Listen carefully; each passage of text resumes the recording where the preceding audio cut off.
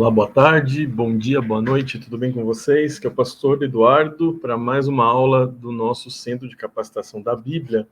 E hoje vamos conversar a respeito de um assunto muito importante sobre a quarta doutrina da Igreja do Evangelho Quadrangular, sobre a volta de Jesus, ok? É uma alegria poder estar com vocês mais uma vez. Acredito que a aula de hoje deva ser uma aula mais rápida, até porque vamos falar apenas de uma doutrina, e a ideia não é esgotar esse assunto, mas dar uma introdução a respeito do tema e o que é mais importante para nós podermos saber nesta nossa jornada de conhecimento com relação ao Senhor. Sem mais delongas, então, eu vou compartilhar a minha tela com vocês e vamos começar a conversar a respeito desse assunto tão importante. Vamos lá? Bom, então hoje vamos falar a respeito dessa doutrina, da quarta doutrina do Evangelho Quadrangular, a respeito da volta de Jesus, ok? Vamos já passar então para o que nós vamos falar hoje.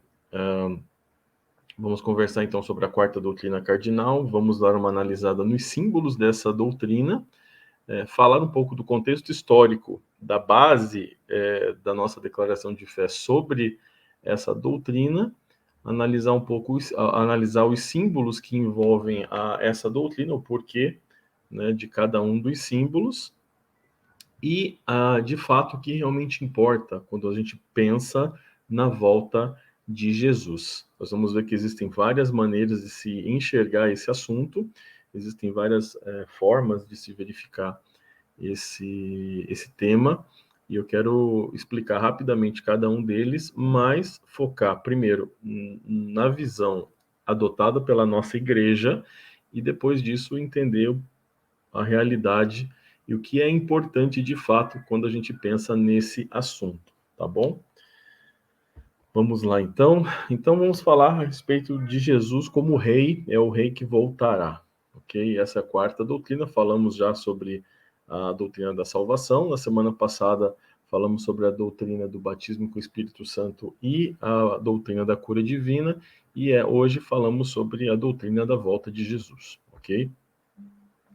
Bom, só relembrando então a questão dos nossos das quatro doutrinas, né? Hoje nós estaremos na doutrina número 4, que tem como cor principal a cor roxa, o símbolo é uma coroa, e o animal, daquela ideia dos tetramorfos que a gente conversou semana passada, inclusive, né, para que você entenda, né, de onde vêm esses rostos de animais, é o rosto de águia, tá?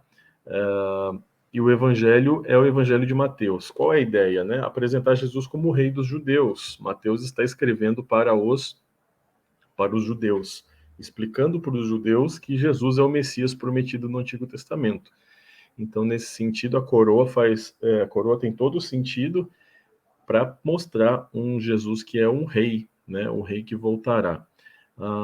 E também a figura da águia é uma figura real, né? Uma figura que está sempre nas alturas, e então tem tudo a ver com isso, né? Um animal com um porte real, né? E que vive nas alturas, né? Então tem essa relação entre os rostos aí dos tetramorfos. E a cor roxa também é uma cor muito vinculada à questão da realeza, né? Os mantos dos reis, essas cores que se destacam bastante, elas sempre estiveram presentes nas cortes reais, né? Para destacar a nobreza e o rei do restante do povo. Então, a cor roxa ela é uma cor bastante utilizada aí nos mantos reais e tudo mais. Então, nós temos aí a composição dos símbolos dessa nossa doutrina, ok?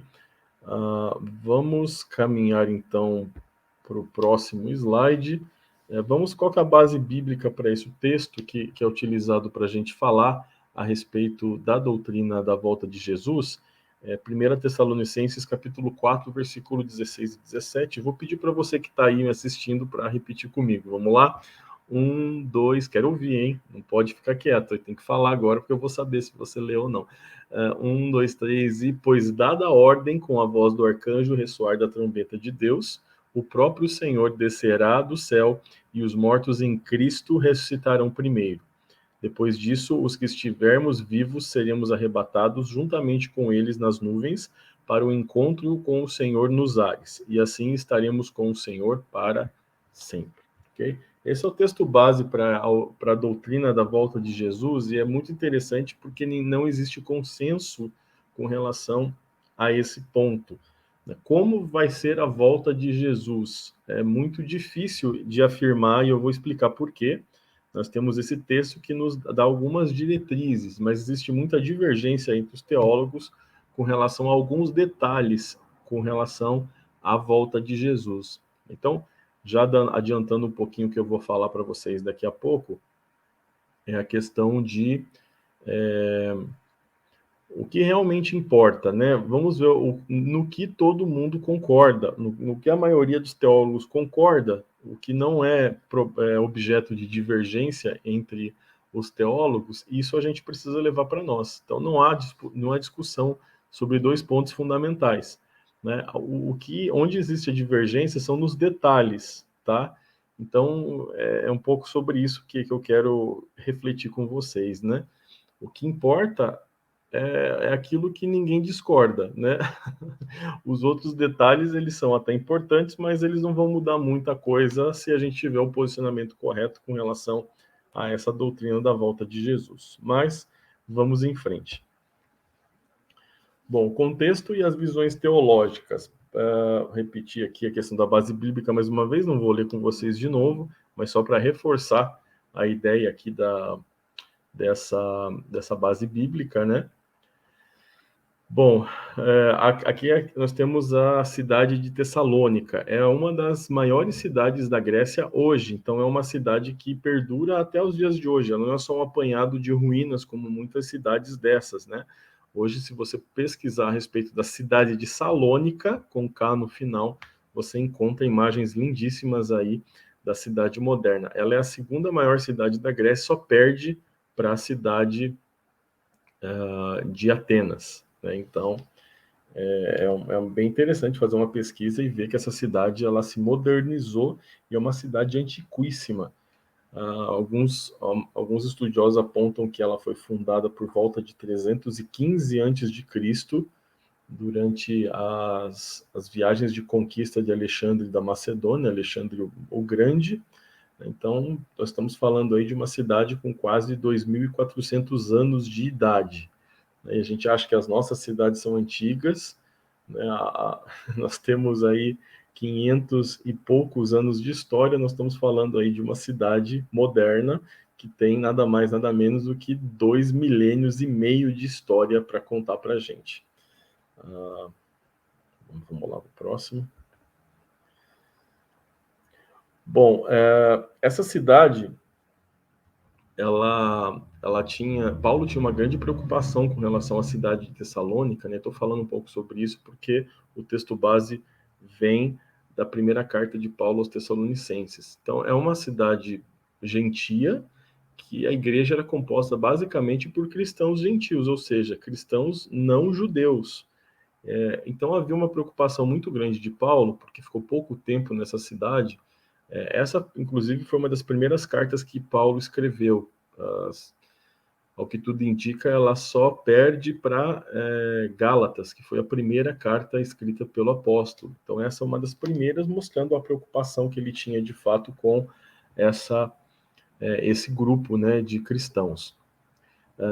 Então, como ele tinha uma preocupação muito grande, e sempre que uma igreja era fundada baseado apenas em cristãos gentios, os judeus que viviam nessas cidades, eles se levantavam para tumultuar a fé desses irmãos, né? Até porque para os judeus, eles são os detentores da verdadeira fé, né? Com relação à questão do Antigo Testamento. E ainda estava muito próximo ainda, não havia ainda uma religião cristã nesse período, né? Haviam judeus que se converteram, os apóstolos que estavam pregando o evangelho pelo mundo conhecido. Então vem Paulo, que é também um judeu, né, um fariseu, inclusive, que se converte e passa a pregar para esses gentios. Então havia ainda muita discussão, havia ainda muito conflito entre, né, judeus e esses novos religiosos. A gente nem podia chamar cristão de fato ainda nesse período, porque não havia uma religião fundada, né? Havia apenas o discurso daqueles que viveram com Jesus, que estavam propagando as falas de Jesus pelo mundo conhecido. Então, nesse sentido, como era uma igreja que Paulo tinha uma grande preocupação, uma igreja jovem, os capítulos de Tessalonicenses são conselhos. Você não vê que são conselhos para as dúvidas que essa igreja levanta e que Timóteo vai trazer, né? Paulo fica algum tempo em Tessalônica, pela sua preocupação, ele envia Timóteo, seu discípulo, para ficar em Tessalônica, e depois Timóteo encontra Paulo mais uma vez e traz as demandas do povo de Tessalônica. Então, acredito que essa carta ela tem a ver com as respostas que Paulo dá às demandas do povo dessa cidade. Então, algumas perguntas sobre a morte, sobre a volta de Jesus, provavelmente tem a ver com a realidade, né? Morte de pessoas próximas, de irmãos, suscitaram essas questões aí a respeito da volta de Jesus. Mas só um panorama rápido aí para a gente poder entender um pouco mais o pano de fundo dessa carta de Paulo. Vamos lá. Então nós temos aí diferentes visões a respeito da volta de Jesus. Eu acho que eu vou sumir da tela para ver se o slide fica melhor. Vamos ver. Melhorou, mas não melhorou muito, né? Enfim, basicamente, existem outras, tá? Mas eu vou falar aqui de 3 visões só para a gente entender que o desafio ele é grande, tá? Não é algo simples. Mas nós temos a pré-tribulação, onde o primeiro desenho que você vê no slide tem a ver com a pré-tribulação. Nós estamos vivendo, né? Que começa essa grande história, começa a partir da ressurreição de Jesus, então aí dá origem à era da igreja.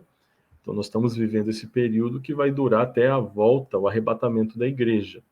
Então a igreja será arrebatada, né? E a partir daí começa o período chamado tribulação, que seria um período de 7 anos.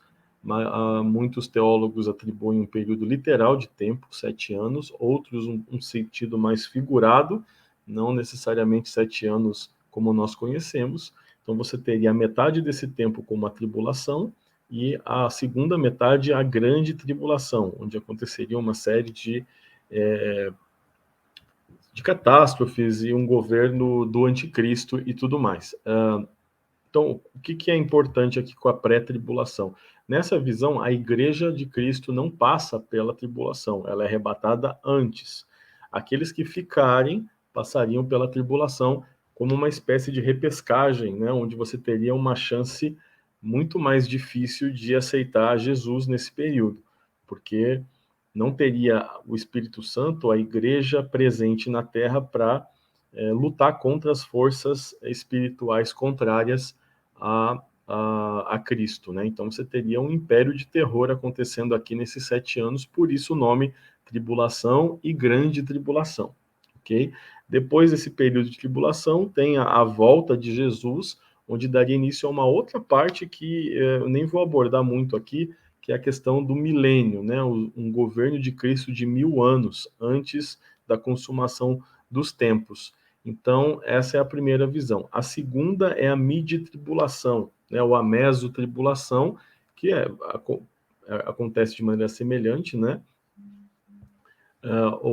Com a diferença de que a igreja passa pela primeira metade da tribulação, no período que a gente chama de tribulação, que seriam 3 anos e meio, se considerarmos a questão cronológica, né, a metade dos 7 anos, e a igreja seria arrebatada no meio desse processo de tribulação, né? E aí você tem a volta definitiva de Cristo e tudo mais, onde reinaríamos com ele por 1000 anos, através do reino do milênio. E por fim, a terceira é a pós-tribulação, ou seja, a igreja passa por todo o período de tribulação, tá? Então, essas são 3. Existem outras e muitas outras visões com relação a isso, e elas se combinam com a visão do milênio, Mas o que é importante apontar aqui? A visão da nossa denominação da igreja é a primeira, é a pré-tribulacionista, ou seja, a igreja não passa pela tribulação, ok? E também ela é pré-milenista, eu já vou falar um pouco sobre isso também. Porém, existem outras igrejas, e você pode conhecer outros irmãos em Cristo que têm outras visões com relação à volta de Jesus. E tá tudo certo, ninguém precisa brigar aqui por causa da visão que se tem sobre a volta de Jesus, tá? O importante é a gente estar focado no resultado disso, né? O importante é nós estarmos entre aqueles que vão subir em algum momento, né? Com Jesus aí, seja antes, seja no meio, seja depois. Enfim, é importante estarmos no grupo do arrebatamento, tá? É isso que importa de fato. Claro, isso, gente, é um texto, é um tema bastante complicado, né? Não é simples, até hoje não há consenso com relação a isso. Já estamos falando aí de anos já de estudos, e pessoas sérias em cada um dos grupos têm posicionamentos bastante plausíveis a respeito desse tema, tá? Então é muito difícil a gente bater o martelo e declarar que será dessa forma que vai acontecer isso, tá? Porque nós não temos essa certeza. Já vou explicar por que também. Vamos lá. Aqui, então, como existem várias maneiras de se chegar também um período do milênio, né? Então, eu trouxe aqui uma visão que é o arrebatamento pré-tribulacionista, que é aquele que eu acabei de ensinar para vocês ali, e pré-milenista, né? Então, nessa visão, que essa é a base doutrinária que a quadrangular utiliza, né? Então, nós, como igreja, nós somos pré-tribulacionistas e pré-milenistas. O que isso significa de fato, né? Então, nós estamos vivendo a era da igreja, ao arrebatamento, o Senhor descerá ao som da trombeta para levar a sua igreja, então não estaremos aqui durante o período de tribulação, né? A igreja vai ser arrebatada, né, e passa-se o período de 7 anos de tribulação na Terra. Jesus volta, Jesus Cristo, a segunda vinda de Cristo volta quando ele destrói o inimigo, né, ao julgamento de Jesus e o reinado de 1000 anos de Cristo na Terra, tá? Essa é a visão pré-tribulacionista, pré-milenista, ok? Algumas para falar sobre a visão milenista, algumas visões apontam que Jesus só volta depois desse período de 1000 anos para reinar a partir daí e fazer o julgamento de todas as pessoas, o julgamento do trono branco, enfim. Mas o que eu queria focar é nessa visão, que é a nossa, né? A nossa denominação, a Igreja do Evangelho Quadrangular, aponta para essa visão. Então, a igreja arrebatada antes do arrebato da tribulação, passa-se o período de tribulação, Jesus volta e reina por 1000 anos na Terra. Então, essa é a visão que a nossa igreja difunde, tá? Então, estou demorando mais tempo nela por essa razão, ok? E se você tiver interesse depois em conhecer as outras visões, estudar, eu acho muito interessante conhecer todas essas versões aí escatológicas com relação à volta de Jesus. Deixa eu voltar então para a visão. Não, essa não. Essa aqui. Bom, como eu falei, né, existem várias visões teologicamente possíveis sobre a volta de Jesus, em especial esses dois conceitos, né, o arrebatamento e o milênio. E qual é a razão para muitas maneiras de enxergar essa questão se a Bíblia é uma só? Esse é um ponto bastante interessante com relação a isso, né? Porque se a Bíblia é a mesma, por que existem tantas visões divergentes com relação a isso? Bom, o mais óbvio e o mais assertivo com relação a isso é que são eventos futuros, né? Ou seja, são eventos que não aconteceram ainda. Nós não temos como saber ao certo o que vai acontecer, né? O que a Bíblia fala, existem algumas certezas com relação a isso, mas não há consenso com relação a em que momento a igreja vai se posicionar dentro desse grande final da história, né? Esse episódio final aí da história da humanidade. Então há uma divergência se a igreja passa ou não pela tribulação, se passa até a metade, enfim. E eu conheço teólogos muito sérios que defendem cada uma dessas visões. Então o meu posicionamento diante de vocês, não vou discutir com relação a qual, e não vou bater o martelo e dizer, olha, essa é a visão final com relação a isso. Não vou. Eu apresento todas elas, e claro que a minha visão é a visão da nossa igreja, mas ao longo da jornada de vocês vão encontrar pessoas muito sérias que vão defender outras visões com relação a esses temas. Então é meu papel aqui como professor de vocês apresentar todas elas. E qual é a grande dificuldade? Esses eventos são futuros. Então, qualquer especulação com relação ao que vai acontecer nesse futuro da humanidade, ele ainda é um chute, porque ninguém foi até lá, tirando o João, né, que teve um vislumbre do Apocalipse com visões e tudo mais, o que dificulta muito a explicação dele com relação ao que ele viu, por isso nós temos visões tão complicadas de se compreender, mas como ninguém foi até lá e ninguém sabe o que vai acontecer, nós só vamos saber quando acontecer de fato. Aí sim, todos nós vamos concordar se a igreja é pré-tribulacionista, mesotribulacionista ou pós-tribulacionista, quando o arrebatamento de fato acontecer. Até lá, nós podemos discutir, debater, trabalhar em congressos, escrever livros sobre isso, mas nós não vamos ter certeza absoluta com relação a essas questões, né? Porque são eventos futuros. Então é impossível termos certeza absoluta com relação a esses assuntos, porque todas elas têm pontos a favor e pontos contrários, tá? Então eu queria deixar esse alerta para vocês, para não confundir a cabeça de ninguém, porque existem várias maneiras de se enxergar essa questão. Bom, e aí vamos lá, o que realmente importa, né? Eu acho que esse é o último slide, não sei se tem mais um, enfim. Com relação à volta de Cristo, o que é importante saber? Todas as visões teológicas, elas concordam em um ponto, que é a volta de Jesus. Então, em todas essas visões, uma coisa é perene. Todas elas concordam que a volta de Cristo acontece em algum momento.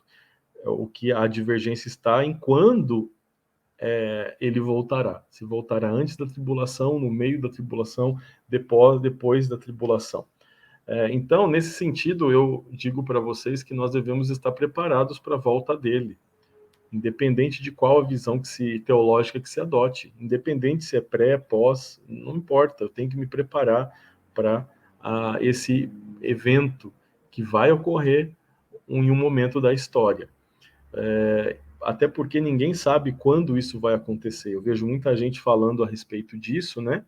Então, assim, nós como pastores, né, como líderes e como cristãos que enxergamos o contexto, nós vemos tanto sofrimento das pessoas, nós vemos tantas coisas ruins acontecendo nos nossos dias, nós podemos imaginar que o que Jesus fala em Mateus capítulo 24 está acontecendo nos nossos dias. Né? Mas nós não fomos os primeiros que falamos isso. Outros antes de nós também já entenderam que a sua geração era a geração que tinha essa perspectiva escatológica, né, com relação à volta de Jesus. O que de fato nós vemos é que há uma mudança drástica no comportamento das pessoas, até na questão da natureza, o que nos leva a crer que estamos nos aproximando desse movimento, desse momento histórico central. Mas o que é fato, o que é bíblico com relação a isso, o próprio capítulo que eu citei aqui, que eu recomendo que vocês leiam para saber o que acontece, o que precede a volta de Jesus, o capítulo 24 de Mateus, no seu versículo 36, nos diz: quanto o dia e a hora ninguém sabe, nem os anjos do céu, nem o Filho, somente o Pai. Essa é a verdade. Ninguém pode declarar que vai acontecer em 2022, 2012, na virada do ano 2000. Já ouvi